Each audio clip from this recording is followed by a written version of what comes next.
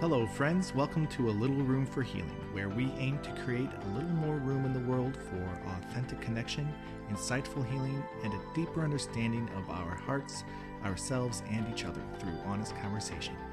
My name is Joel. I'm a Reiki and 13th Octave Laho Chi practitioner, a facilitator for deep healing, and your host. Today, I'm spending time with Ash Witham. Ash is a coach, creator, and facilitator. She is a course leader at Authentic Relating Training International, a certified coach through the Relateful Company, and she is now training in Somatic Coaching through the Strozzi Institute. She is the co-founder of Shadow Academy and ARCI Retreat, and committed to creating offerings that cultivate embodied expression for authentic connection and holistic intimacy. Together we discuss healing and connection, authentic relating, shadow work, and losing yourself in relation to others. We also take a little peek into my shadow. As usual, we start with check-ins so we can be more attuned with each other. Come on in. Hi, Ash. Hey, Joel. Thanks for having me at your apartment in Los Angeles. Yeah, I'm glad we're doing this. Yeah. Don't know what we're really going to do, but I kind of have a map in mind. That's one of the things that I love about the podcast is I don't know what we're going to do either. I know certain points, but what fills the space between those points is the journey. So we are here in your apartment in Los Angeles, and my first time here, and my third time being in your presence. Yeah. We met in last September, at a circling party that didn't really have any circling happening. That's right. Circling gathering. It was a hangout. It was a hangout. Hangout of people in a snacks. circling community. Yeah, circling folks hanging out in a non-circular formation. Exactly. It was, I don't know what the shape was. Freeform shape. Yeah. Radical. And then we had we got together and had a coffee at a coffee shop and talked and had a really wonderful conversation. And so I wanted to continue that in front of cameras and microphones. Makes sense. It makes sense. As one does. The obvious next step in the evolution. It's okay. So Let me move your furniture around. I'm just going to rearrange your apartment. And then, so thanks for being game. Yeah. To do this. Yeah, you're welcome. And let's start off with check-ins about how we're feeling right now, what's going on with us. And I'll go first, and then I'll pass it over to you. And my check-in is, feeling very open and spacious today, right now.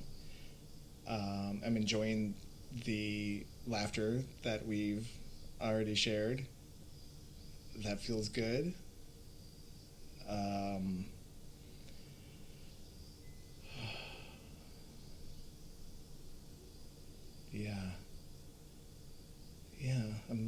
I'm finding myself looking for harder feelings inside me, but I'm not right now, which is really nice, except a little tension in my neck. And I'm really curious and excited to learn more about you and see where this conversation takes us, and to see what kind of shares come out of me in the process as well. Over to you, Ash. Love all that. I'm noticing this perpetual feeling that I need to clear my throat, which is really inconvenient for this current context. That's a present sensation.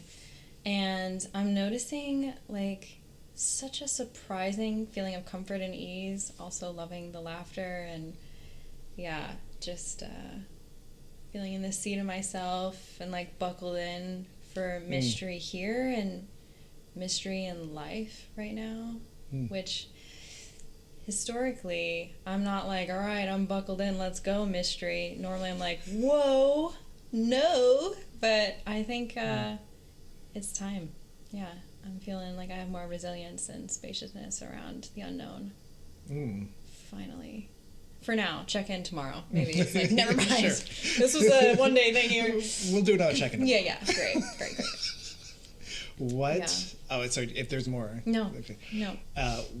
I am curious what about the present moment feels like the mystery is life, but is there a certain mystery unfolding that is in your life right now? Yeah, a lot. I don't really stay up with the stars and all that, but I know that we're like in between two eclipses, and so to joke with myself, sometimes I blame it on that. But for me personally, I'm just noticing a chapter of like a lot of challenge and unknown and shifts and endings and beginnings.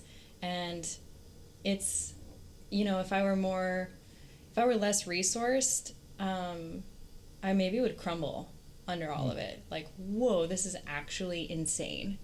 And I think I did crumble quite recently under all of it. And then this is the me that's like, well, I emerged from the rubble of the weight of my little life on top of me. And this is how it feels to be like, oh, I survived all that. And I'm actually, I'm okay. And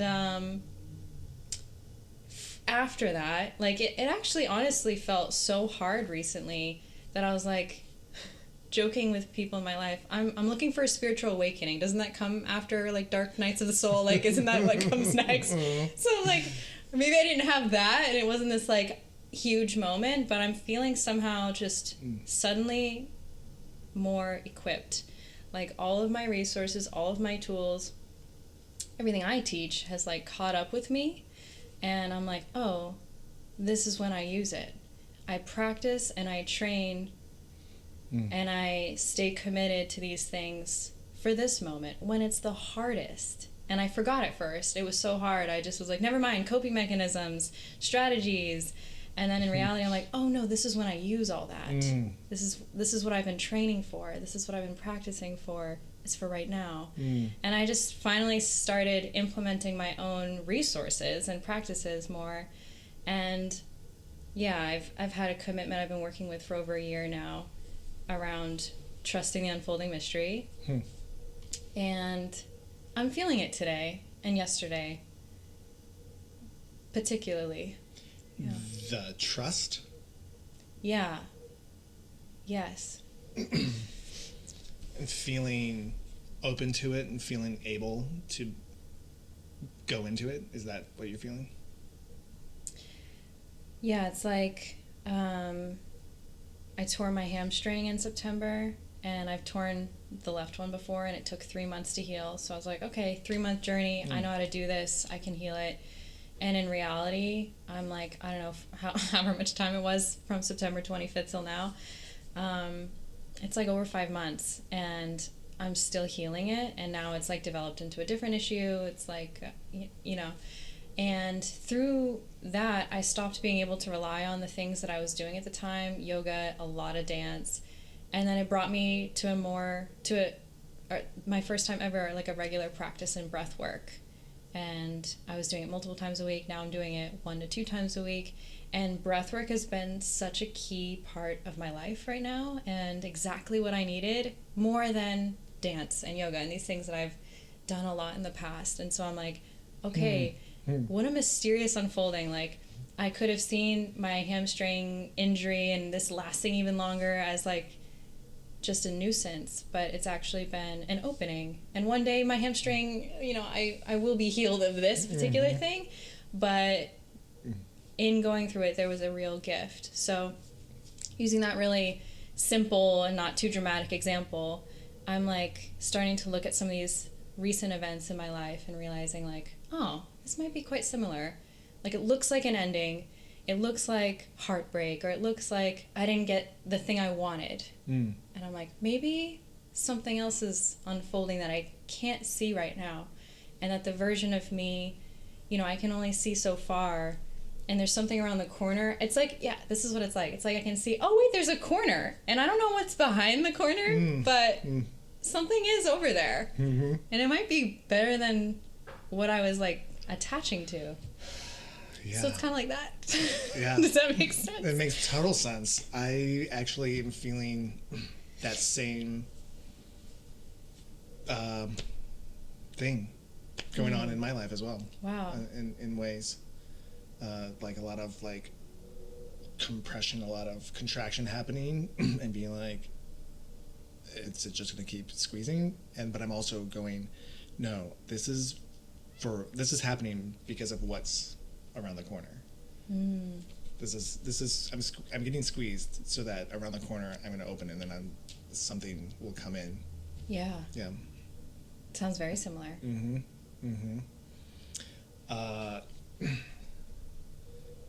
I had something and I just lost it. This happens to me often. I wonder what's going on with my mind. Oh, this is what I was going to ask. So when you are in this contraction state, or when you are working with things that feel a little harder, and you're then reminding yourself,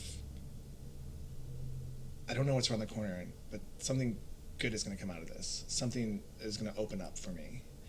When you're in the contractions, when you're in the difficult times, and sometimes you lose sight of the fact that it's for a reason, for a purpose of opening, are you able to be compassionate with the part that isn't able to see it as an opening and just sees it as a this is too much?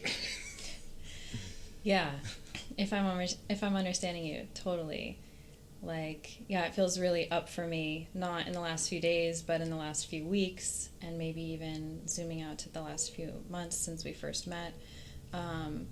It's felt like such a huge transformational time for me, of a lot of big almosts, and then it didn't work out. And in the it didn't work out moment, I'm someone who deals with attachment. I can get attached to I really want that. And on the one hand, that's a superpower of mine. When I'm dreaming up a retreat and people are like, it cannot be done at this venue or in this way, and I'm like, no, I see it. It's the way it's supposed to be. And I'm like, I'm gonna make it happen. And so it can be a superpower, because then I can overcome what's hardship or obstacles or odds or things pressing against me, because I'm holding the vision. But that same superpower of holding the vision can be in the shadow of actually just being attached to a particular outcome. So when I catch myself attached to a particular outcome, which is what I think you were asking about, I'm generally committed to feeling the pain of that, feeling the I wanted it to be different. I wanted it to work out, and just being compassionate to little Ash inside, or the part of me that really was courageous enough to long for something, and to have that emotion be fully expressed. And there's a lot of different things I do to be in that. But it reached a point recently where I was like, okay, enough expression, enough being in this, it's time to move on. And so I felt myself in my own resistance of wow, I'm still here. I'm still in uncomfortable sensation, hard emotions, the feeling of loss, grief was just extending over such a long period of time. And really I find I just had to surrender even more to it and let it okay, wow, I'm still here. I'm still not fully trusting what's around the corner, not fully surrendering. And ironically, and of course, then it really started to move. What you just said, not fully trusting what's around the corner, but you were I'm in the discomfort. All we have is the moment we're in. So if we're even holding on to what's around the corner, we're still not in what's happening right now. Yeah. And if what's happening right now is grief, we have to be with that. Yeah, and then what do we do when we're saying yes to the present moment, and then also there comes a time, I think, when I'm like, wow, am I indulging in this? When I'm really fine-tuning my own inner compass around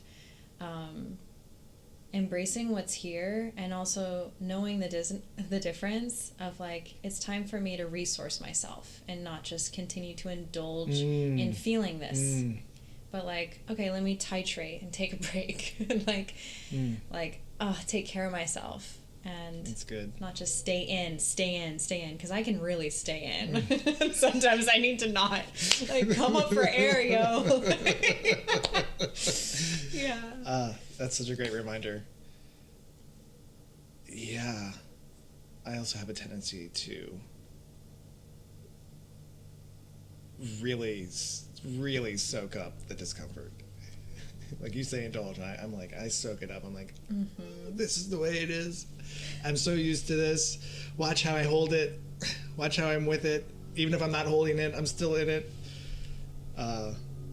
Yeah, and that's the forgetting the tools. That's when the tools are forgotten of how to actually care for myself in that space. Like you were saying, these are the times where I've trained for. Yeah. All the stuff to help myself, to care for myself, and to bring myself through it. Yeah, it's kind of like, if I were to use an analogy that probably makes sense to most folks, it's like working out and feeling the discomfort of like my muscles burning, I'm feeling fatigue, and you don't just keep going. You don't just work out forever. You eventually okay, time to drink some water, time to take a break, time to get off this mountain and like get renourished, like go eat, take a break, rest my muscles for a few days because they're gonna be sore, instead of this impulse of like, it's good to always stay in, because I think it can be like a pendulum swing of like, I perceive in my participants and in my clients and in my peers and in myself, like the instinct is to immediately get out of discomfort, and then now there's like this culture of like staying in, but then there's a shadow in the staying in. So like really finding, the rightness and nourishing and taking care, resourcing in between those deep stay-ins. What about an instance where it feels like you're in a situation where it's nonstop and you're not the one that's indulging in it, it's just nonstop on you? Yeah. What do you do then?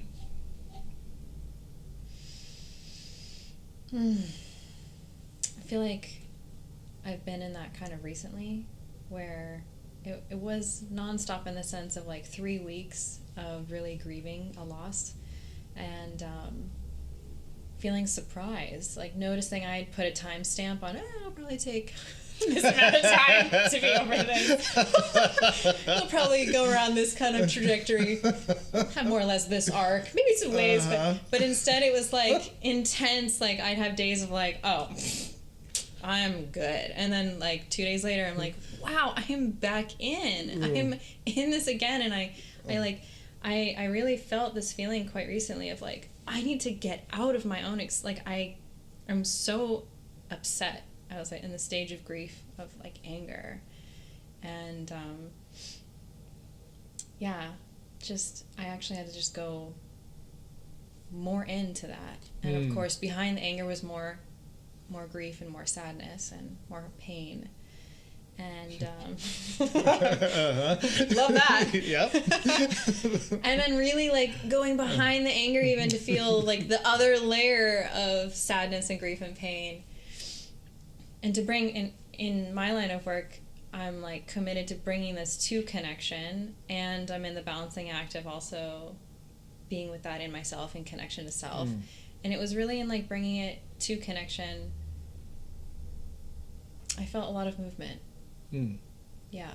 And I felt honestly quite liberated since. Yeah. Yeah. That's great. Not sure that answered your question actually at all, but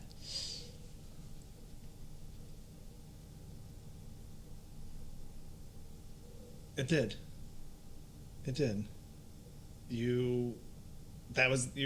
What I got from the answer was that in that case, when it's something that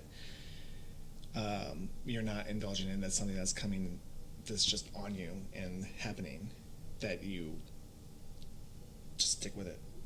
and you go in and you allow it more, and the allowance is what gets you through it.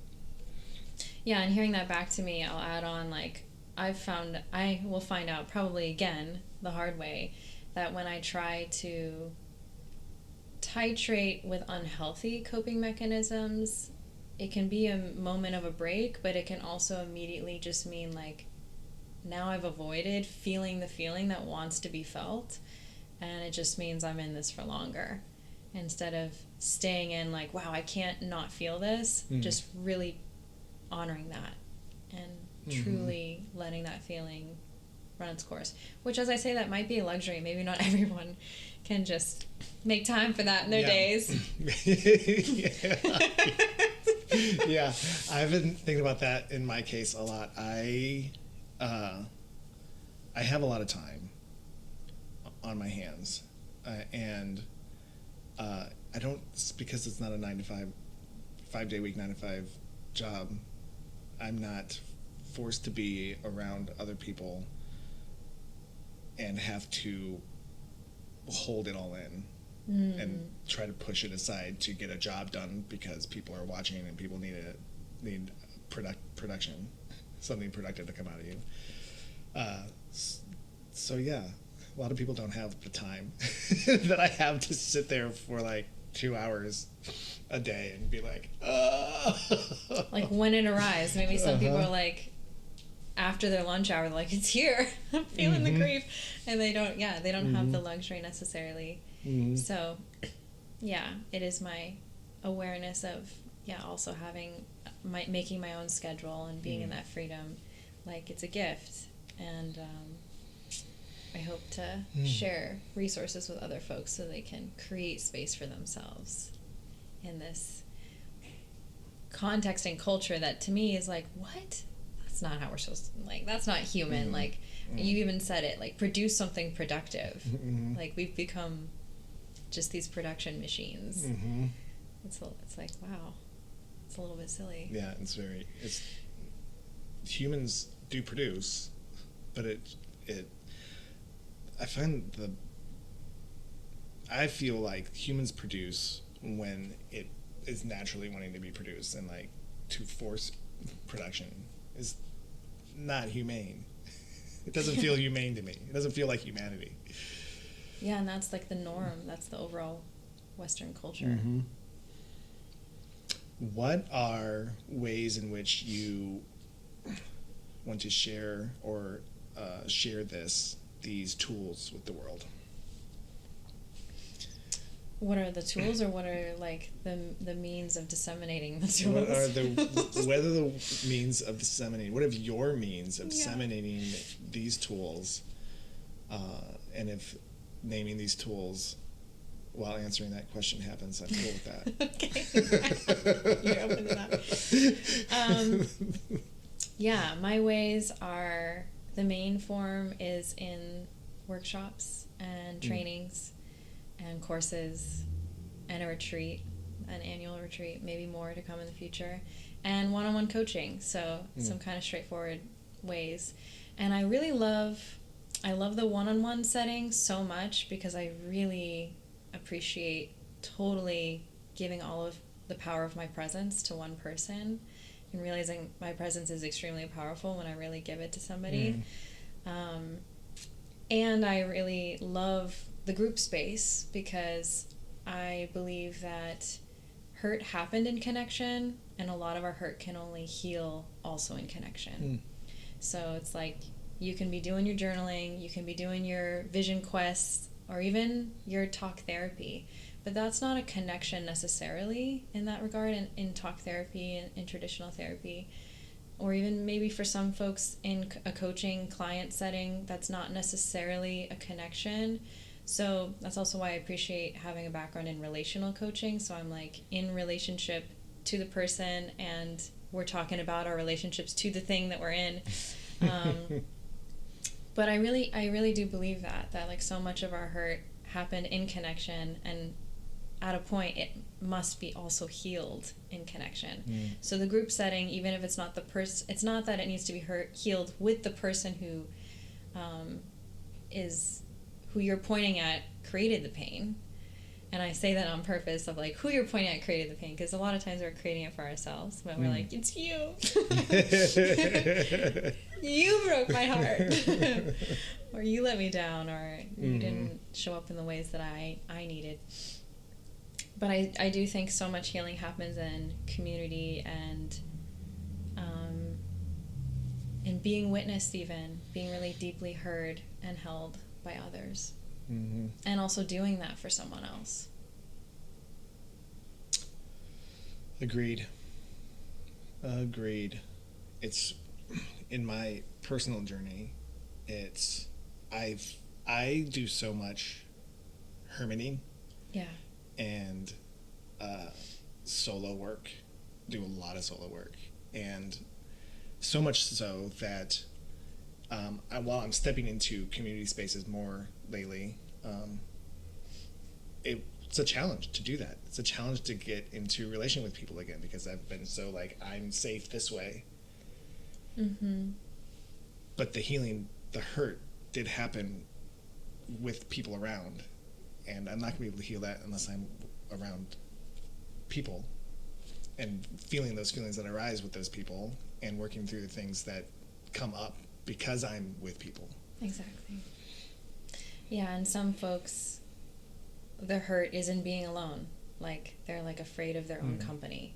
And I think it's not this or that, it's both. It's like weaving in and out of like this part I heal on my own, and then I bring myself to connection with this new, like, I'm proud of this new healed part, but now I bring it into connection and see how I do with it now.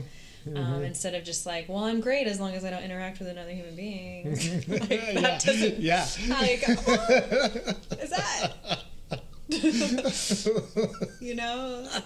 And then on the alternative, like, I'm great as long as I'm not left to my own devices. Like, it's really important to have this holistic, in my world, this holistic approach to our healing journey, and that it's not linear, and that there's a lot of weavings in and out.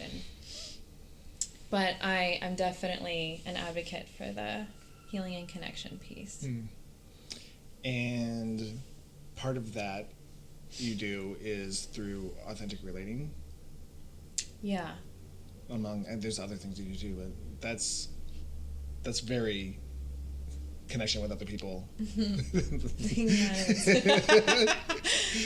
Yeah. Can you say a little bit about what authentic relating is? Yeah, totally. Yeah, authentic relating is one of the things I'm the most trained in and really stand behind. And it's not the only way that I approach connection, but it's one framework for communication specifically. But it also includes, beyond that, I think when folks hear authentic relating, they're like, oh, I know what that is. It's just relating authentically. And then I'm like, what is that to you, actually? And people get really hung up on the word authentic, and they're like, yeah, that's me, I'm honest. And that's when I have an assumption that they're particularly not. Because I think that folks think honesty is saying whatever's on the top of their mind and then being like, well, that's just my truth. And that's not, I would press that and check, like, what's behind that? What's behind what you just said, that you just said, oh, that's just my truth? A lot of times it's something like, I can't think of an example right now, but maybe like, it's so annoying that you're always late whenever we hang out. Someone might say that and be like, look at me, I'm being honest. And then I want to know, like, what's behind that? What's the deeper cut of what you're trying to say here? And it's actually, I feel let down by you. I don't feel respected. I feel hurt. What's the deeper cut of that? Like, I miss you. I want to be closer to you. Now we're in authentic relating. Now we're bringing our truth to relationship. It's got chills. Just from that example, it got chills. Right. What? You're not hot anymore. Yeah. I was sweating before, and now I'm like cold. Like, oh my God.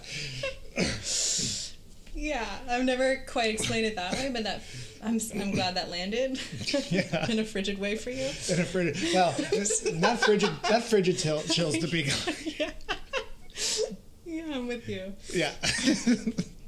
Yeah, totally. So it's just what's the deeper cut, and how do I bring this, how do I be courageous enough to stand on the platform of vulnerability and actually say what I mean. And it's not to just floodlight people with like, here's what's, you don't just skip to the deeper cut. It's like you navigate relationship with a lot of tools, a lot of self-awareness. Authentic relating requires so much of deepening your connection to self so you can be self-aware, to know 3 layers down, which I think folks don't do. Yeah, question on that. When you say it's not just jumping down to the bottom,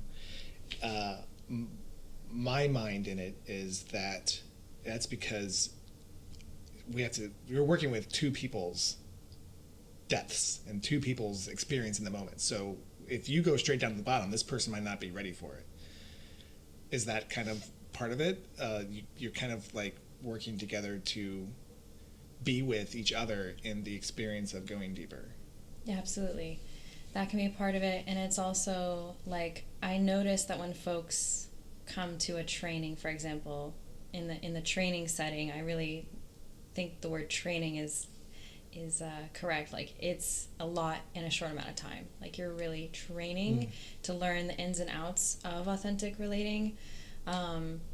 And you can suddenly have all these new tools, but you don't have a lot of reps in with these new tools. So you might just skip and try to use those with someone who doesn't have the same context as you or awareness. And then it's like, again, you're not in authentic relating if you're not meeting the person in front of you where they're at. That's the relational part. Yeah. So half of the equation is being relateful, being in relationship with the person in front of you, and staying in relationship with yourself. So it's like we're building this scaffolding that can hold more depth instead of just nosediving into more depth without something to hold us there. And I know that I can get excited and just go straight for it. And it's not, it's one way. It's one approach. Me too. Yeah, I wondered.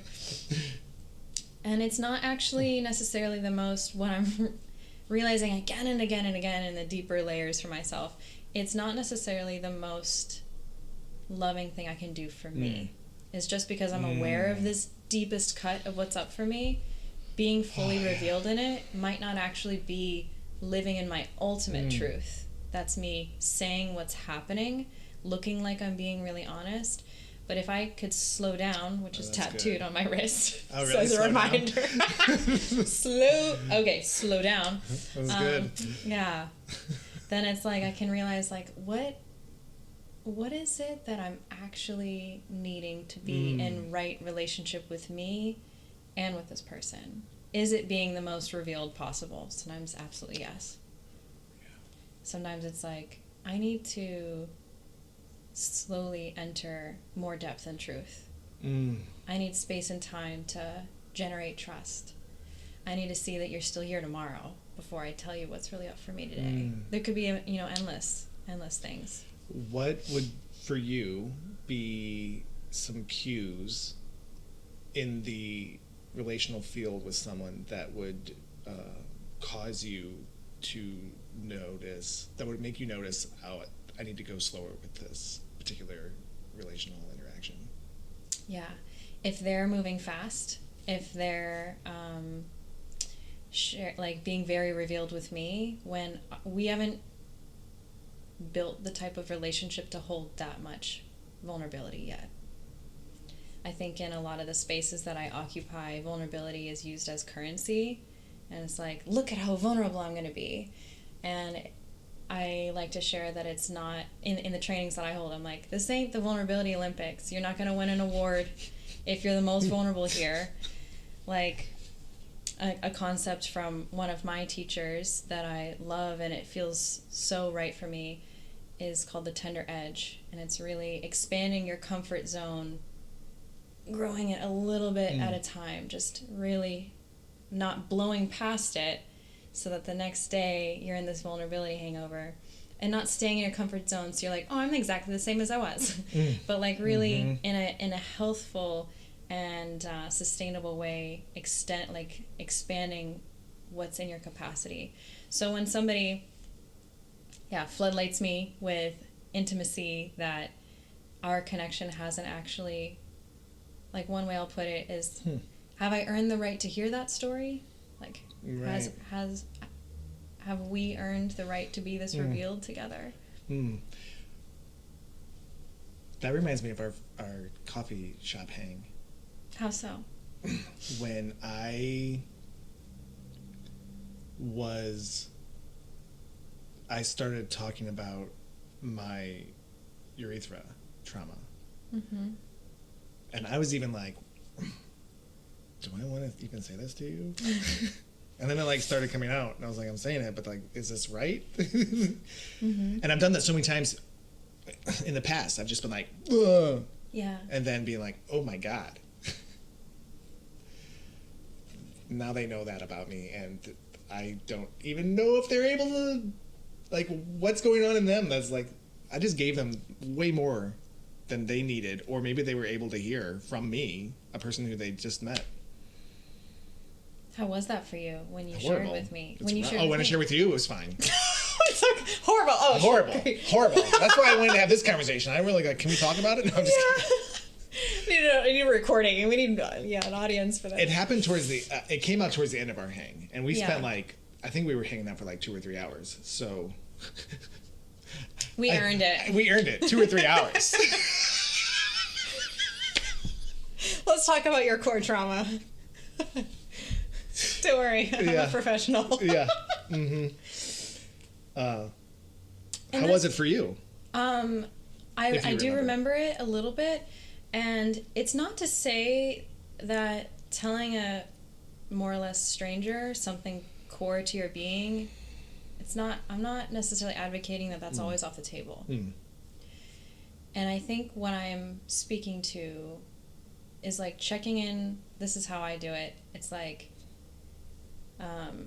what is this in service of me sharing this? Is this like, this is up for me, and this needs to come through me right now, and everything I'm sensing about this moment and this real-time connection and my own aliveness says proceed. And this is the important check. Can I hold myself no matter how the other person responds?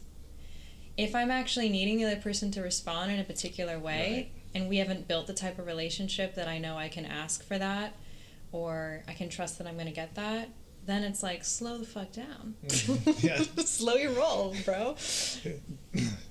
Underneath slow down is going to be slow the fuck down. Yeah. On your on the other wrist. Yeah. Slow down. Slow the fuck down. Like, oh, you didn't. Oh, okay.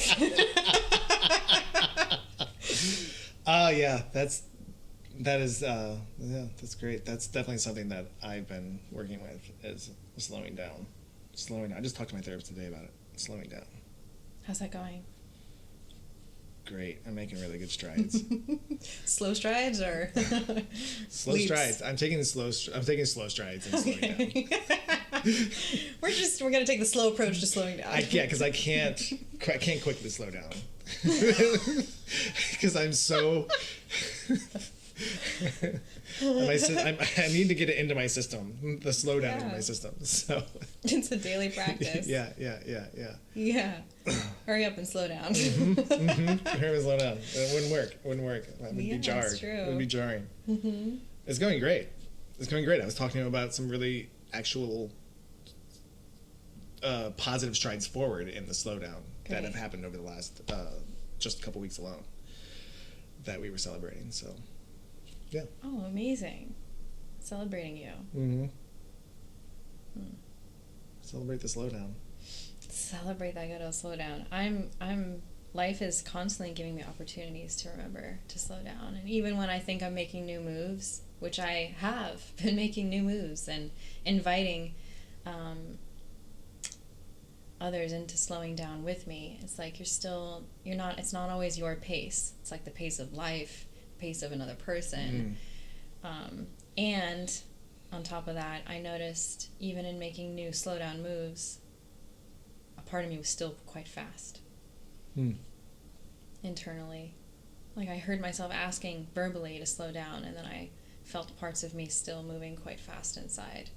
It's like, not all of me is on the same speed. Yeah. Yeah. Yeah, that's the thing. Totally.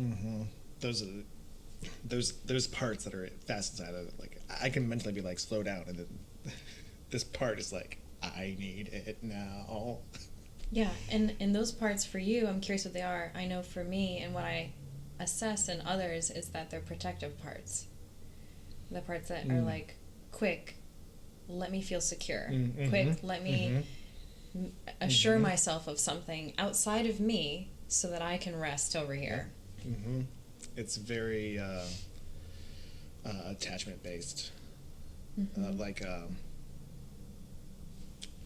Which attachment is that? The Anxious attachment. Very anxious attachment based. Yeah. These Totally. parts. Speaking of slowing down, it seems to me that it's time for a little energy healing. Great. And we'll take a little break from this lovely conversation that I'm enjoying and do a little energy work on you. Would you, in your time, no need to rush, as we transition here, somewhat abruptly, but would you like to feel into, well, first of all, do you have any questions about what's about to happen, which is 13th octave Lahochi? I know nothing about it. Yeah. So,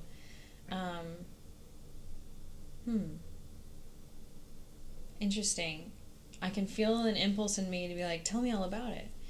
And then I'm also like, wow, it feels so on theme for our conversation and for this moment of like, trust the mystery. Yeah, that was cool. I was noticing that too. Yeah. Just lean in. Just trust what's about to unfold. Yeah. Sweet. Which one are you going with? I'm going to lean into the not knowing and feel and just embrace the unknown here. Fun. Yeah. Well, great. In that case, would you like to set an intention for this session? I think it just feels like more of that, like nervous system training around not knowing what's about to happen and knowing that I'm okay. Knowing that a phrase that I've been saying to myself recently is like, this is happening for me, not to me. Just like, not, I don't mean you necessarily, whatever you're about to do, but I want to take all that back. Thanks for clarifying that. I want to take all that back. But more like, more like just not needing to, my intention is to embody not needing to know what's about to happen, to embody knowing I've got me underneath any circumstance, embody trusting, that things are happening for me. Great. Well, in that case, we will be right back after Ash's 13th octave Lahochi session.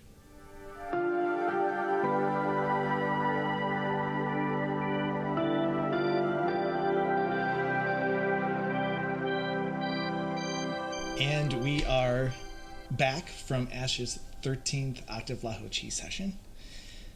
I am super curious about how it was for you. I believe, because you had said to me beforehand, I asked you, right before we did it, if you got an energy healing before. You said only one other time formally with an actual session. So this is your second formal session. So I'm curious about what your experience was like. Feels like a subtle art that I'm not used to. I notice my constitution is intense. Wait, what do you mean by that? Like,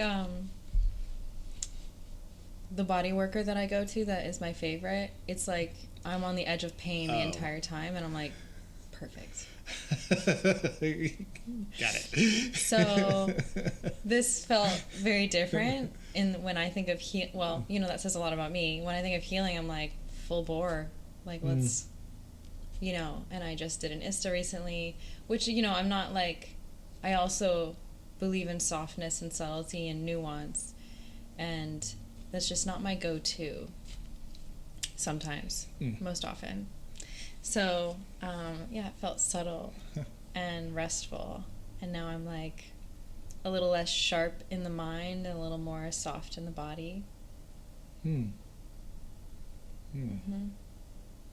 How does that feel for you, that state?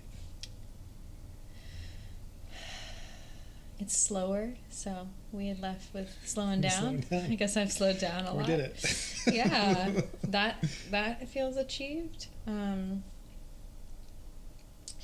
can feel the parts of me that want to like measure change, and they don't know how. Like there's nothing I can measure right now. Yeah. And we didn't talk about it yet, but you said that you liked the session, so I'm curious what you liked about it. I liked, one thing I liked about it is recently I've had a lot of energy compressing me lately, and I haven't been as spacious and open. And I've been noticing how that has been affecting my work in the energy healing space and when I'm giving. And I just moved a bunch of energy last Saturday out of my system and feeling much more spacious.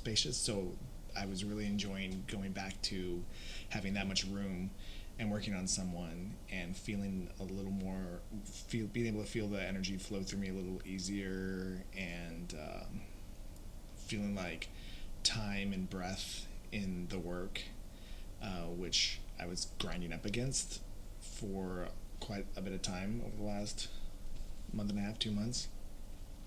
So I really enjoyed that. It felt like you were deeply relaxed. So that's always enjoyable to bring the client into that kind of relaxation that is healing. And whenever stomachs start to gurgle a little bit, which yours did a little bit, and even mine was doing a little bit, that's a really good sign of healing happening. Your body gets really into the rested state where it can really do some healing. So that was nice to hear.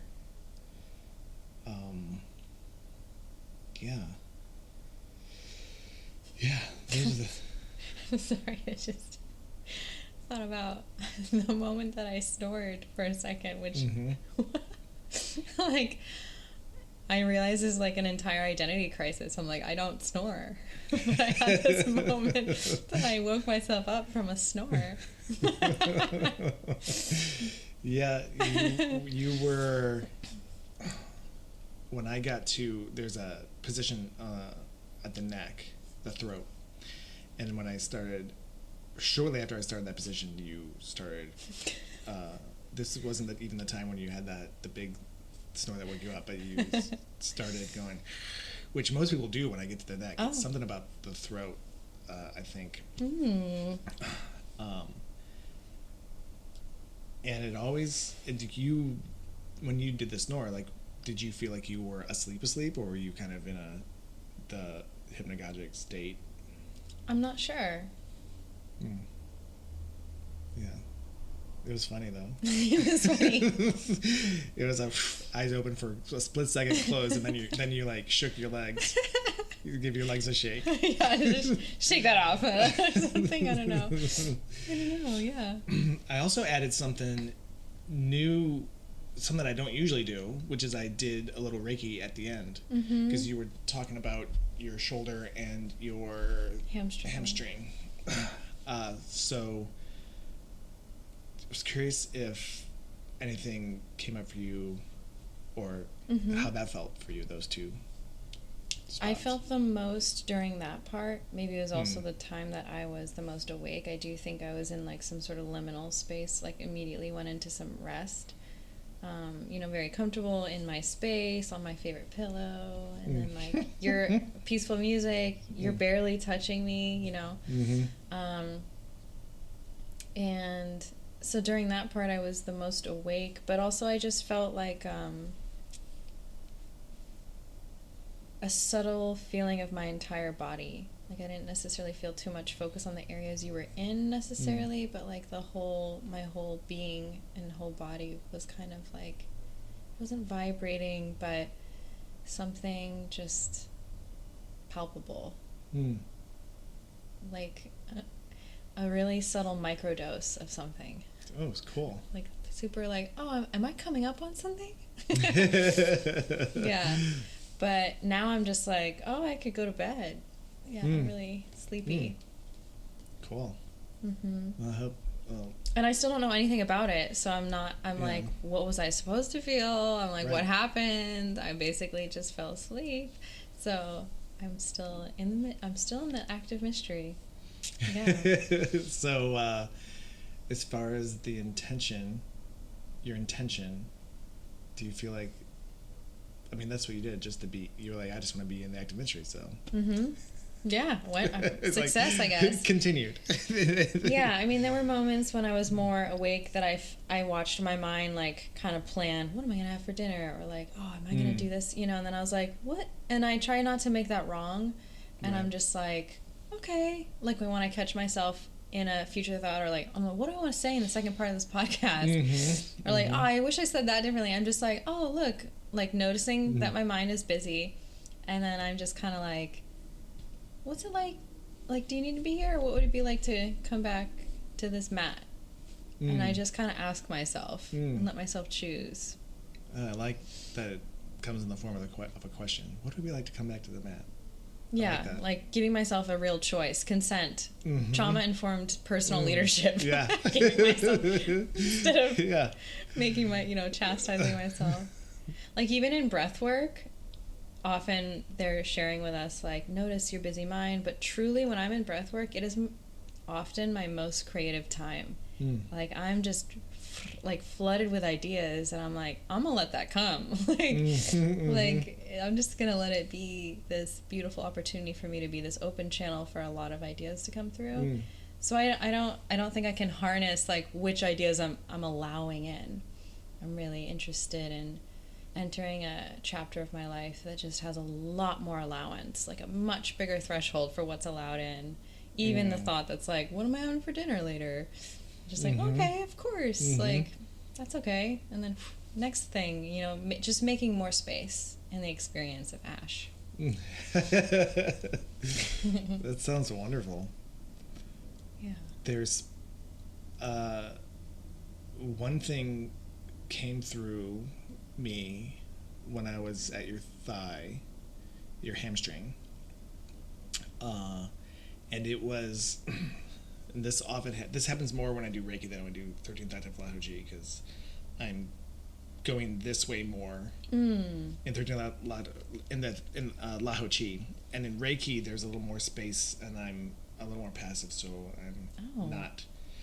I'm able to pick up more things that are happening. Okay. And one of the thing that came through to me was a surge of emotion. It felt like tears. So I don't know if it's necessarily sadness or grief, which one, but right shortly after I started right here, felt like there's some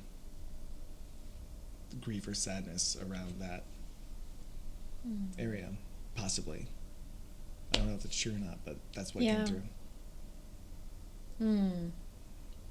Yeah, I just went to meaning making mode, but I just remembering the time of my life when it happened, and it was a really ripe time of personal reflection and looking at my stuff. So can't necessarily. I could draw lines into that, but yeah.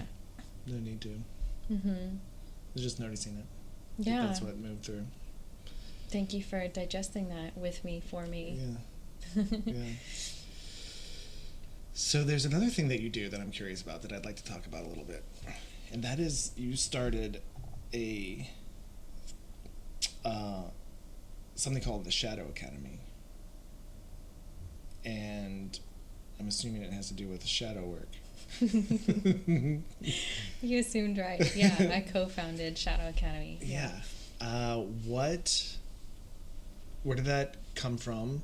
And can you tell me a little bit about it and like what the process is that you go through throughout the weekend or however long it is the retreat is? Yeah.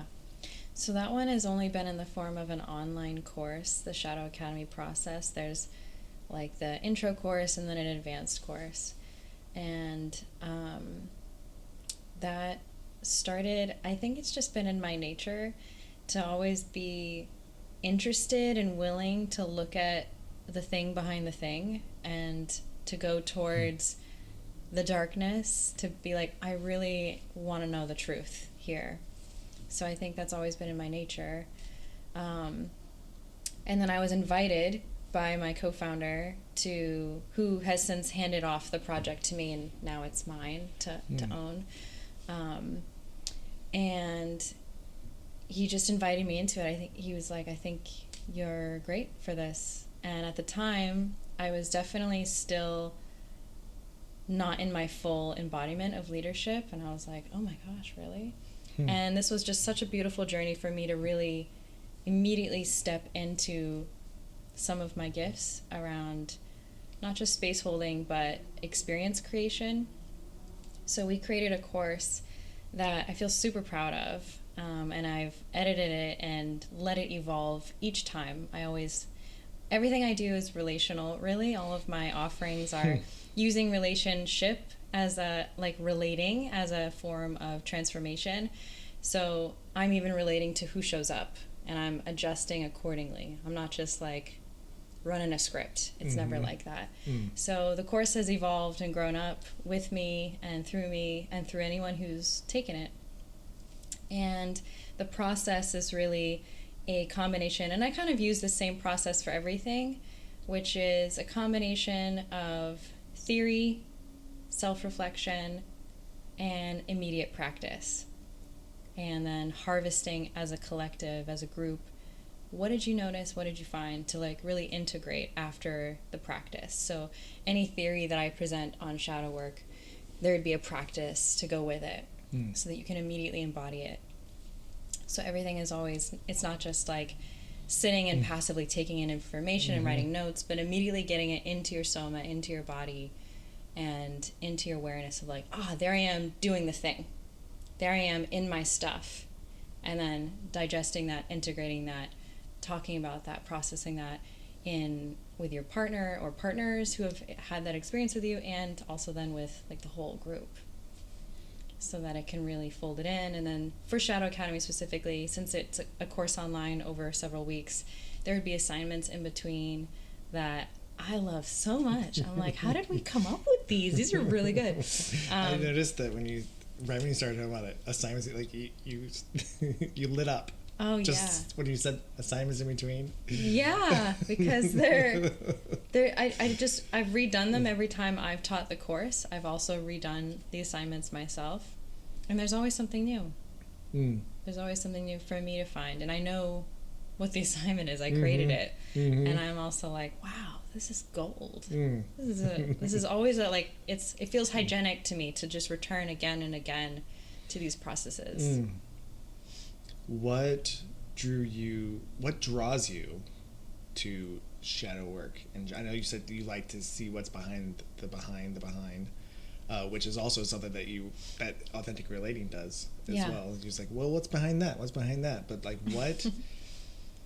what draws you to it? My impulse towards wholeness, and like my willingness, but also commitment to be healing for my own, I didn't want to use the word actualization, but it's like, to me, from where I've been standing in the last few years, the perspective I have is you can't skip shadow work in your healing journey, and you can't skip really taking a hard look at yourself without shadow work. And the impulse of the shadow is that it wants to be integrated, and yet it's so hard to see. By definition, it is in our blind spots. It is behind us. It is that thing that's cast from our own light, but it's always there, always present, whether we look at it or not.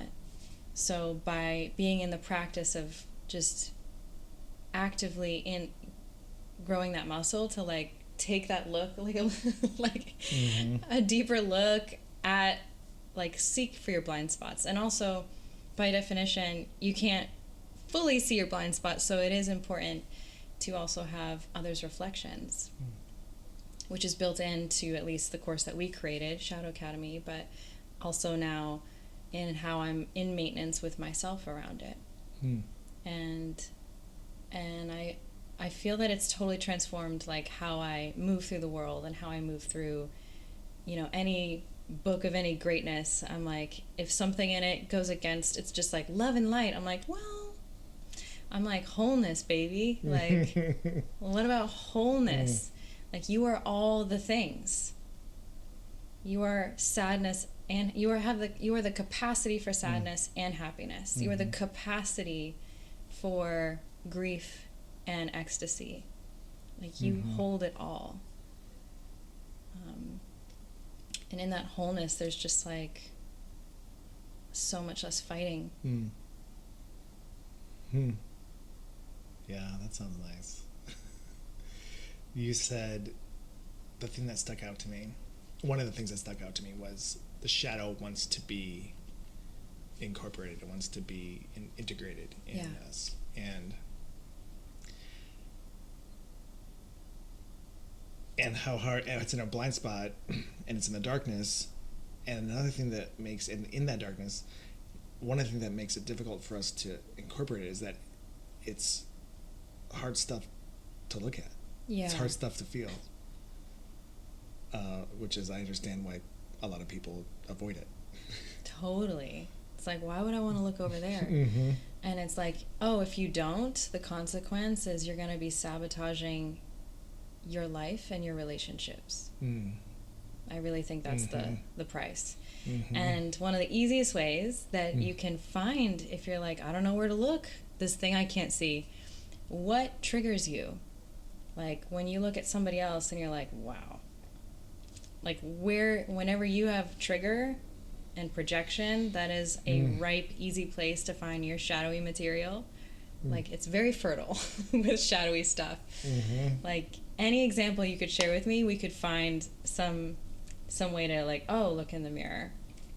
And it's not always an exact, like, thing of, like, they did this and that's a part of me I'm not willing to see. But it's usually not so dissimilar.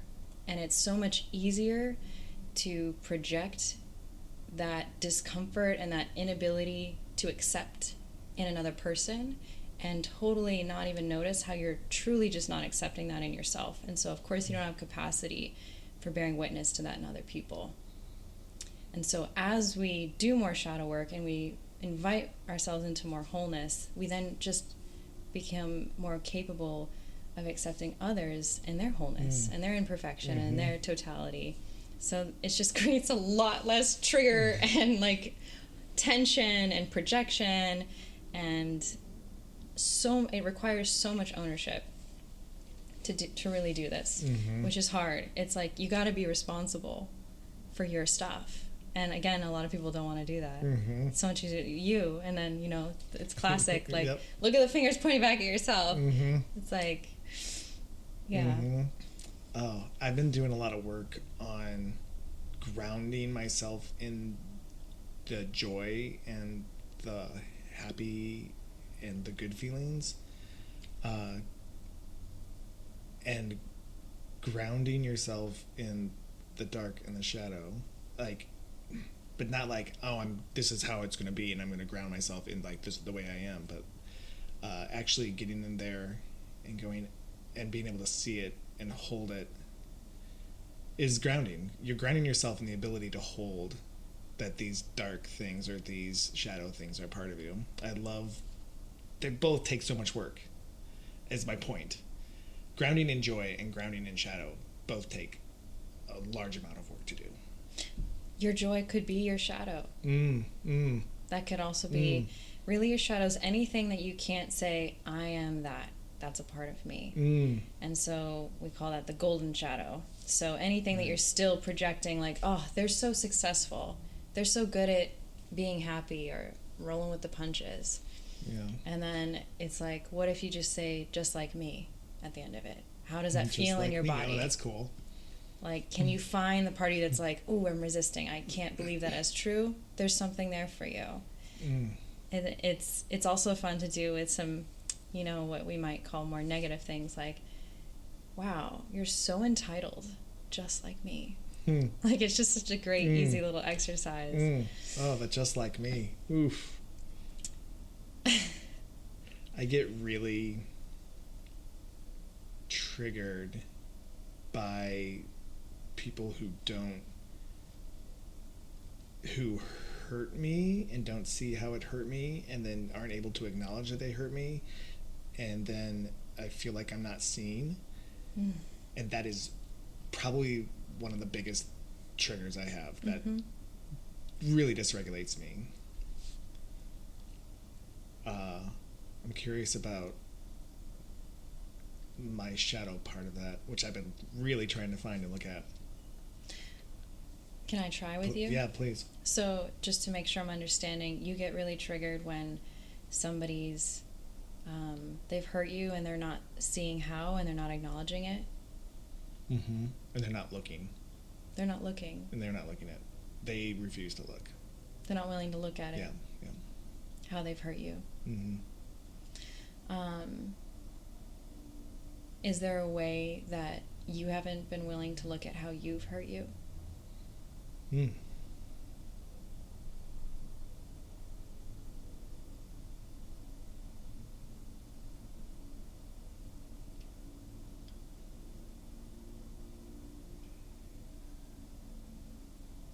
There's activation in my body, so without being able to find it, there's a signal. We can't tell what it is, but something's happening. Yeah, spidey senses have come alive in my body. Yes, great. Yeah. Yeah. Yeah, when I try that on in my system, because I have a similar trigger to you, I could try on, like, you totally missed me. You weren't tracking me, and in your, like, dropping me, I got hurt. And then I can just hold the mirror and say that to myself. I wasn't tracking me. I missed myself here. I did not catch myself in my needs in real time, and in losing myself, I got hurt. That brought up some emotions in me. What's it feel like? Oh, like this. It feels like that feels like truth. That's what it feels like. Especially the, I wasn't tracking me. I dropped me. Yeah, that's real. And it doesn't mean that they didn't also lose you, drop you, miss you, not willing to look at you. Yeah. It's just like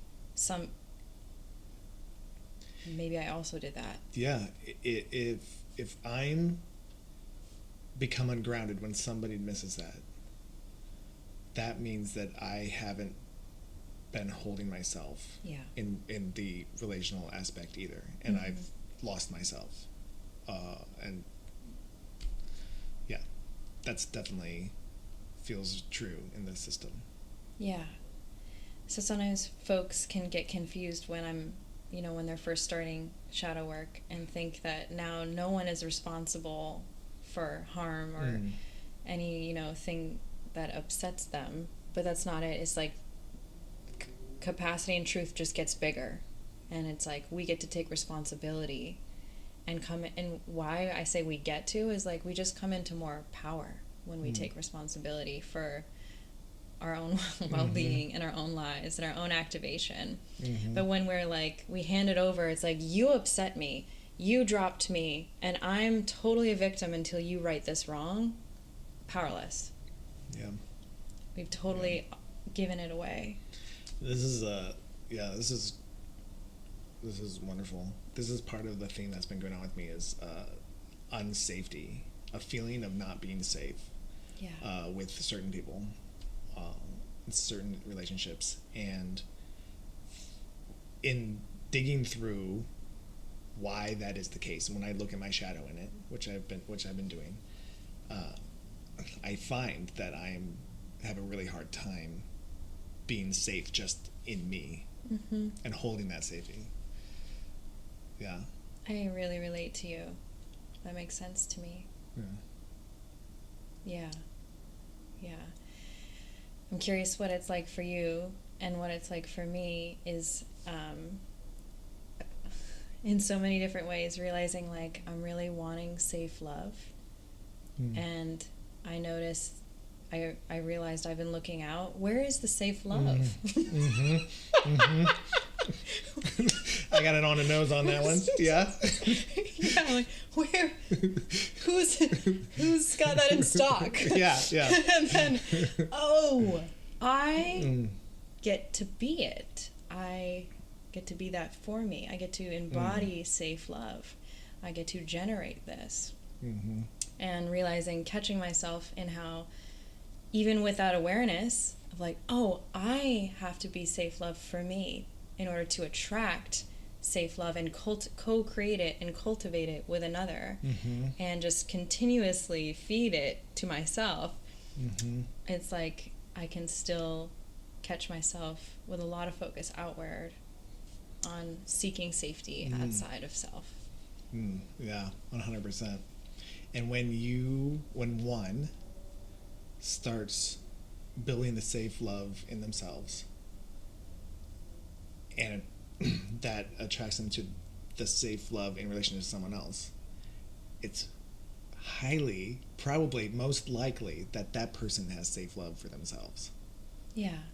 Because they won't be able to offer safe love to someone else unless they have safe love for themselves. Yeah, I would think so. And it also sounds like we're talking about secure attachment at the same time. Like maybe these are synonymous. I think they are. Like going back to attachment styles, as we were talking about earlier, like, am I in secure attachment with myself? This is exactly what I've been working on.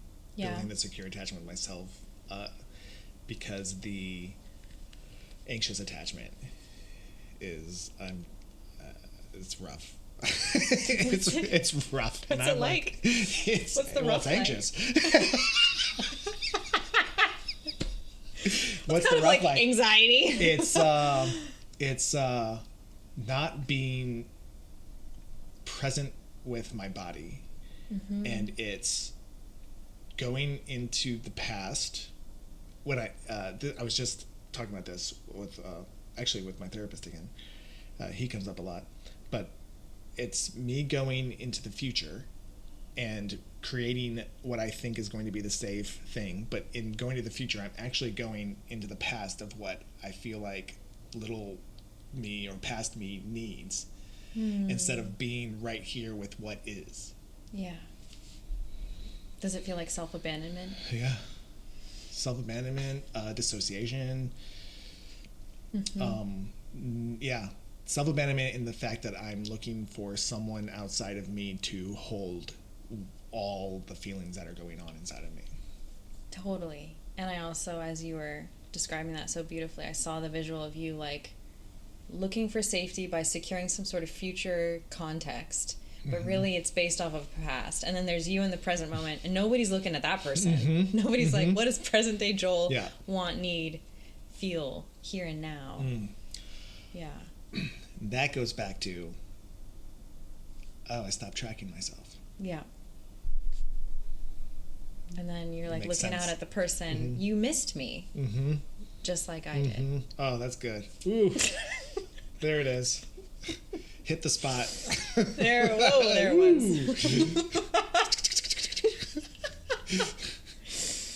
Oh, that's so good.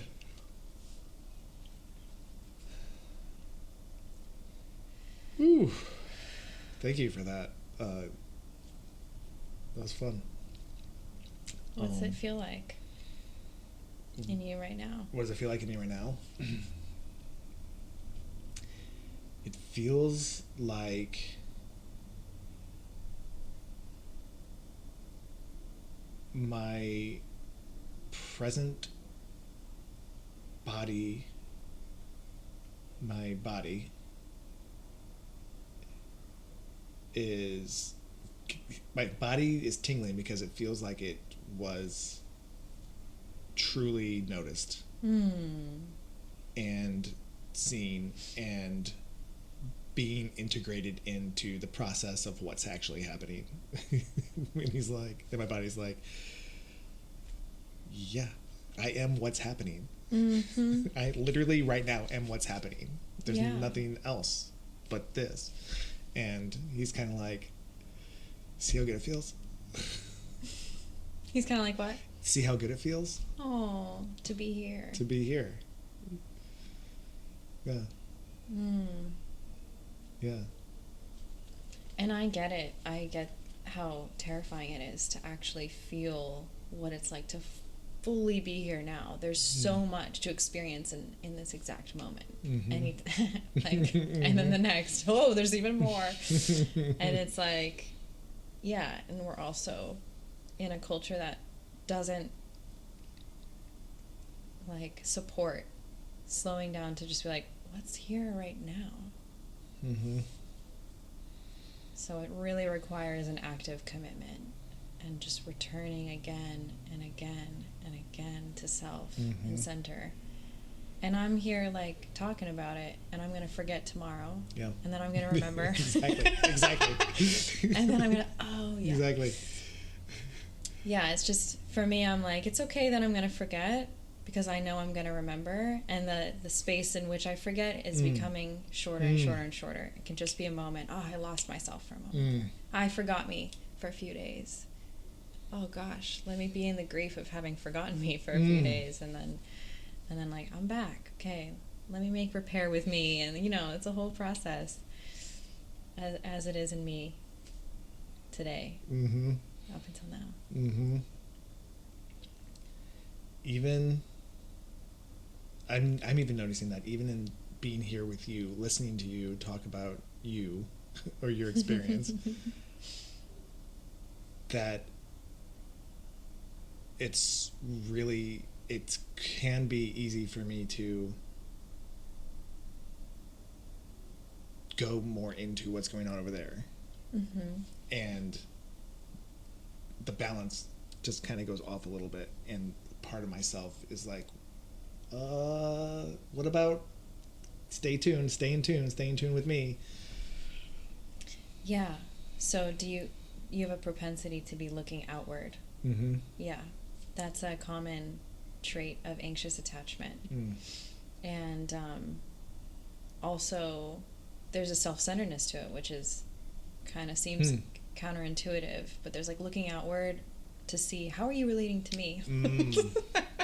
Am I good in your eyes? Like, or just making sure and not to say that's necessarily what's happening here now. I can see, like, that is the case a lot of times.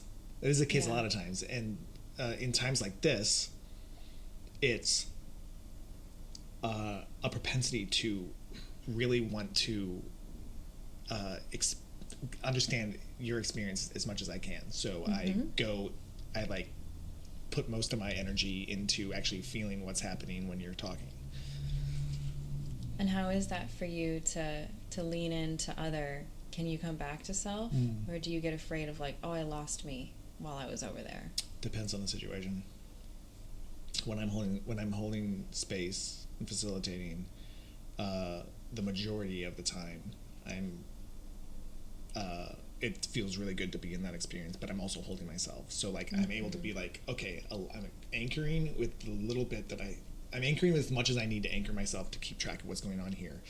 And then I'm able to like move much myself over there to be with that person. But I have that solid anchor. And then when it comes to a romantic situation, when it comes to when there's an attraction, then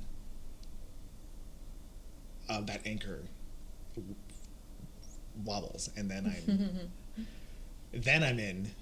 This is actually a whole different thing. This isn't the being able to be in your experience. That's the how are you relating to me right now? Mm-hmm. That's what happens in the attraction setting.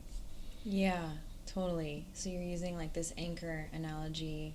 I'll share the analogy I've used and see if it lands for you. I've used for myself and catching myself in it or being with someone else in it is like I have my own center of gravity, and then I've gotten close enough to someone, and now we've both altered our own center of gravity to now like we've changed our entire orbit to be like around each other in this way where I'm like, that's not sustainable. And then there's this, eventually for a moment it's like, oh my god, ecstasy. I've changed my entire orbit, the whole universe looks different suddenly. What an incredible feeling. NRE, baby. New relationship energy. And then it's like, wait, where am I? And then usually one person then falls back in anxiousness, one person falls into avoidance, and both people are then like, where's my orbit, where's my own center of gravity? And they're in this breakdown. And if the avoidant person can say, okay, I feel myself wanting to run away, I feel myself wanting to eject, I'm going to center, I'm going to ground, I'm going to take care of myself, but I'm going to stay in. If they can stay in, because the impulse of the avoidant person, their core motivation is to not lose independence. Like when they get triggered at their core, it's like, I'm losing self. So if they can stay in, we're in good territory here. Yeah. And then for the anxious person, when they get activated in their core stuff, which is, oh no, I've lost connection. Like that's that core motivation. Don't lose connection. And so then they self-abandon in order to pay for what they believe is the way to earn that connection back.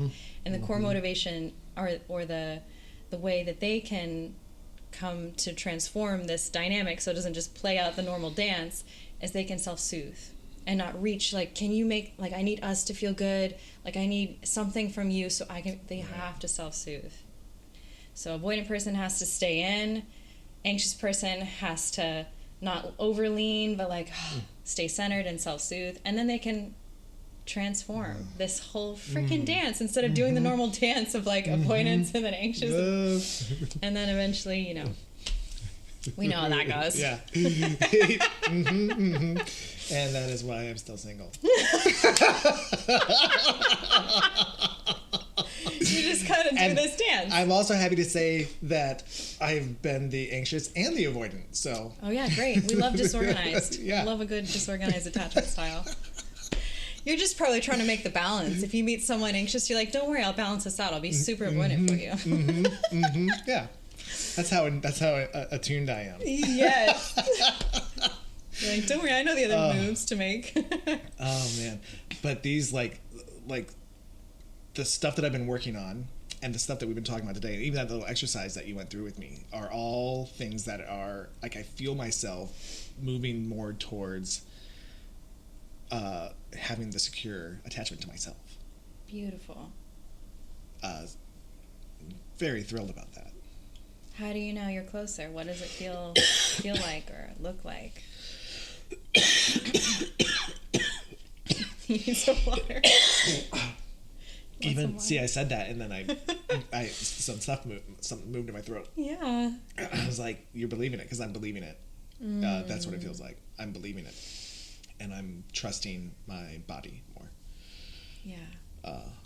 Which is huge for me.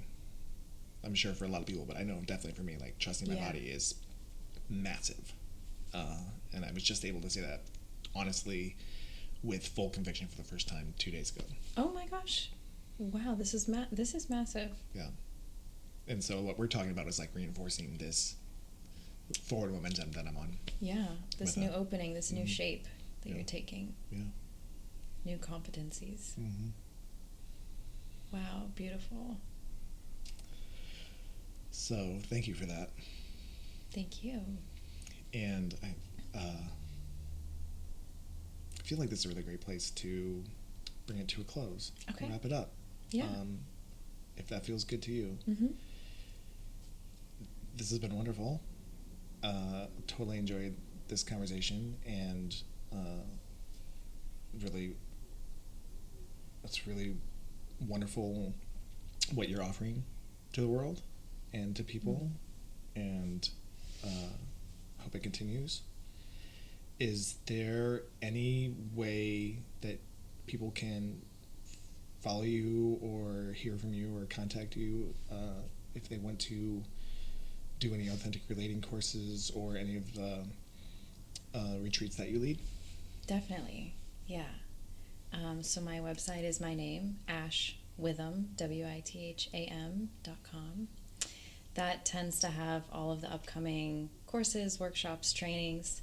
I create my own courses, as has been stated here. I also lead courses with Authentic Relating Training International, and I have a retreat coming up, ARCI retreat, Authentic Relating, Contact Improv, this year, again in the Redwoods. So amazing. It's a 6-day residential retreat. We've got a full staff, 5 folks holding a beautiful crew up there. There's still a little bit of space. That's in May 14th to 19th this year, 2024. And on Instagram, I'm Alchemy with Ash, alchemy.with.ash. And I think, I'm not on any of the other social media things like all the rest of the kids, but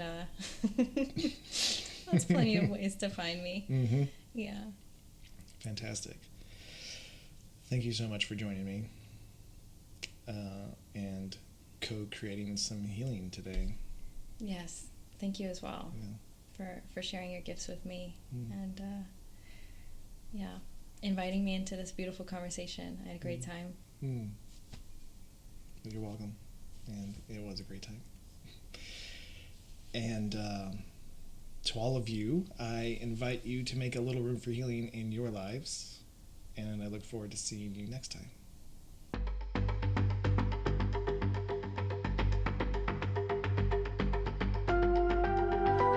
Thanks for making a little room for my podcast. I'd love to be a part of your journey too. Follow me on Instagram at A Little Room for Healing for news, updates, offerings, and connection. To book a session with me, go to www.alittleroomforhealing.com. If you'd like to support the podcast, follow the link at the bottom of the episode description. Have a beautiful day.